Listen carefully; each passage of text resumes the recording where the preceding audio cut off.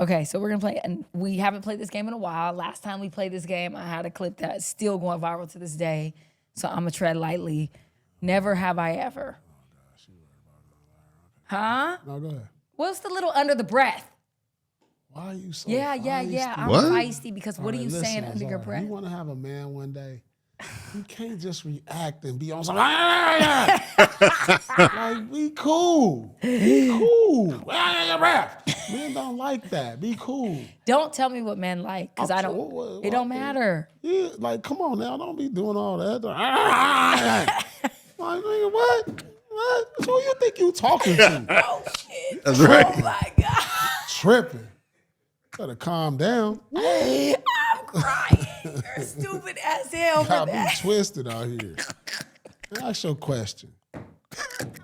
First of all, you are different. I'm dealing with someone who comes for me on a daily basis, so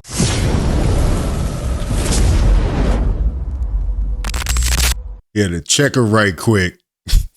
Get her back in line. That's crazy. Better calm down. I'm crying. You're stupid as hell for Got me that. twisted out here. Ask your question. First of all, Yeah. you are different. I'm dealing with someone who comes for me on a daily basis, so you don't have me in my feminine. You don't have me in my femininity because you say I'm a wounded duck, I have first night energy, I'm an older lady, I'm cooked. How many times you tell me, oh, you too ain't doing it? You come for me and everyone sees it. So when I'm around you, I'm not feminine, but trust and believe when I'm around my mother man, baby, it's giving femininity all day, baby. What do you need? What do you want? What do you like? It's giving. It's funny how a lot of women say that, but really they don't have the ability to switch it on and off. What you do majority of the time is how you operate. So I don't know why a lot of women think that when they show themselves to the world that somehow they're going to be able to change when that perfect man comes along, because, you know, the dude that they're with isn't perfect. So they still mouthing off to him. They still snapping on him. So what makes you think that when that man comes along, you're going to automatically be able to switch and be soft and feminine and loving and caring and submissive? If you do, that's going to be phony because you've been operating in this energy for the majority of the time. Submission. It's giving all of those things. But around you, you have me in my masculine because I have a defense up and I have a guard up because you don't give that for me. You're not giving me, oh, I can let loose and be in my feminine because every minute you're coming for me, left, right, upper jab, undercut, da da da da. We're in a podcast. We're in a podcast, exactly. So don't compare to. Sometimes you just got to say the obvious, the truth. This is Paul Pierce and Azar, The Truth After Dark. If you don't know, Azar is a little heated this episode a couple times, and she's got a couple things to say for, I guess, the men online that react to this show, or men online that she quote unquote thinks talk about women all the time, which I'm tired of that argument, man. You late to the party. Everybody and their mother been talking about this, but can't really put their finger on what men are really saying wrong when they're being critical, when they're saying these things. They just say, you can't be saying that. We don't want you saying that. That's different. My life and who I have and my man and what I do to this. Okay? Thank you. Never have I ever disrespected someone so bad on a podcast. Come on, go ahead. On a podcast like this. You see how you talk like that to me, and I'm cool under pressure. Mm-hmm. You see that? I'll just stay cool. Well, yeah, and hopefully 5, 4, 3, 2, 1, and then I come back with the game winner. Yeah. I hope that I can learn from you and you can lead me as a man, you know, and allow me to be in my femininity more when I'm around you. Yeah. Whoa. Whoa. You just said that on tape.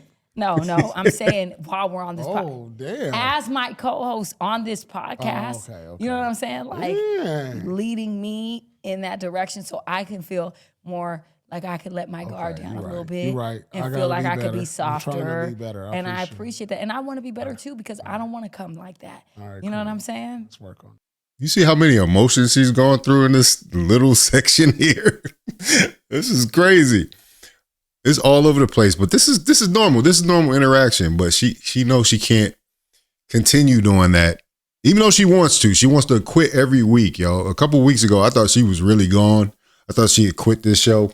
But, I mean, it's the hottest show, low-key, underground show. You got to keep going when you got a hit. There's another clip here I wanted to see where Azar goes off on men online, and she say, bash women. Don't get mad at them. I'm not mad. Yeah, I just you want are. men who bash women online all day to be realistic that they may not like Well, if that's women. what they do, they're consistently doing that, then Hold up now. How is she equating men online that bash women somehow don't like women? Like, I think the men that don't like women wouldn't give a damn what women are doing. They would be the people that would be most indifferent to women. They would be the people who you wouldn't want to deal with in the first place.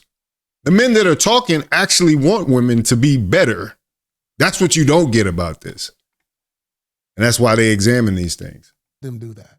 I am. I'm just saying that maybe There's they women should have who been bash mad. women too. Yeah. Okay. What does that mean? What does that mean?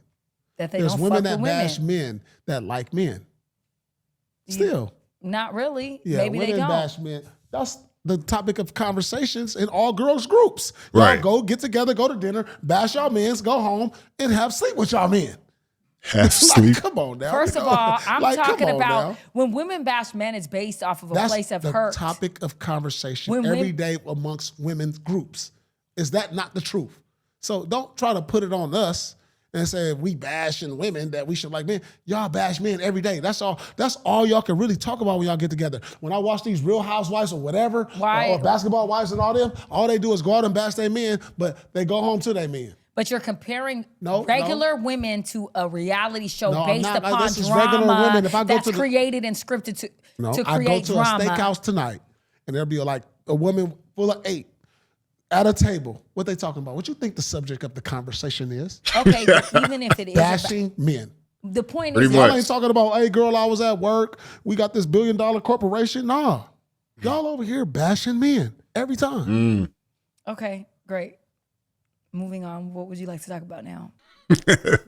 Anyway, I think what she really did is she just exposed the double standard right there. Like, I always hear this conversation about men who even mention anything that happens with women online. Like, first off, you get sequestered and categorized. You get categorized as a hater for saying anything. So you can't have social commentary about half of the population, because if you do, then you don't like women.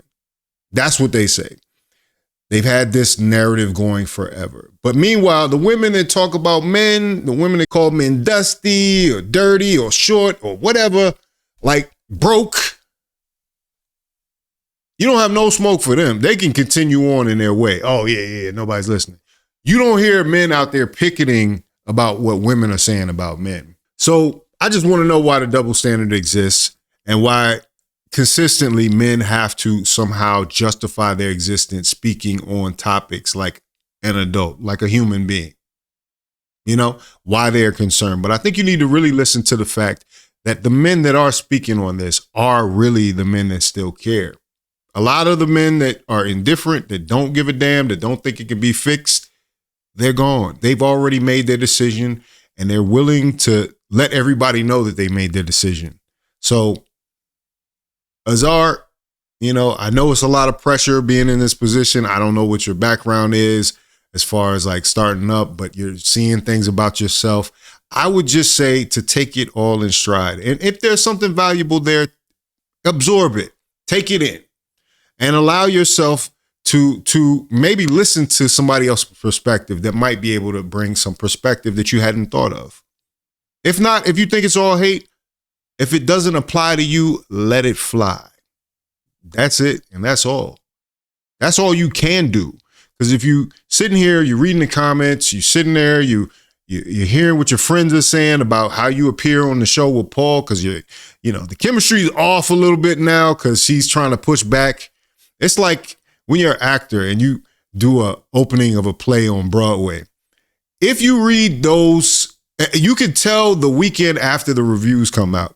You can tell the week after the reviews come out because the person that got the bad review is now trying to fix that, and they're trying to overcompensate and do something different when you're supposed to keep on the same track and remain consistent regardless of what's going on. Sure, you want to improve, you can make adjustments, but when you try to do a whole different show, you're just going to end up falling on your face.